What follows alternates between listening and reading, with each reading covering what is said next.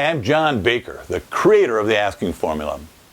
The first thing I learned in journalism school many years ago was the story I was writing was not my story.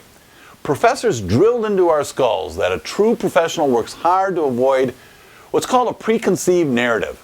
That is, writing a story that you want to write, one perhaps you've already written in your head, and ignoring what people are telling you or discounting those pesky details which is incompatible with what you think should be the truth. This is exactly what happened recently in a cover story featured in Rolling Stone magazine. A reputable reporter passionately wrote about a heinous crime that occurred in a college campus.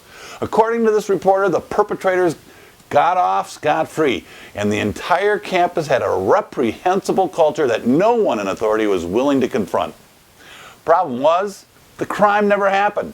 This reporter had a narrative she had settled on, and as Mark Twain would have said, she didn't let the facts get in the way of a good story.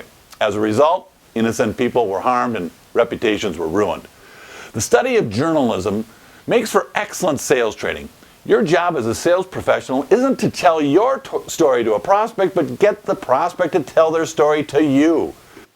You can be convinced about the value of your product and passionate about how you present that value, but once you get emotionally involved in a specific outcome, you stop listening, and your judgment gets clouded. You become less curious and more interested in being right as opposed to hearing what the other person has to say.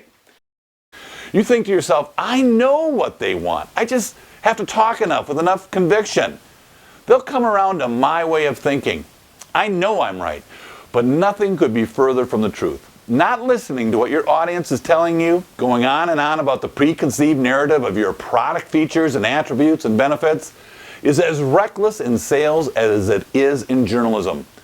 A good rule of thumb is to remember that people write their own story. No matter what a prospect has to say, it is more important and more credible than what you have to say.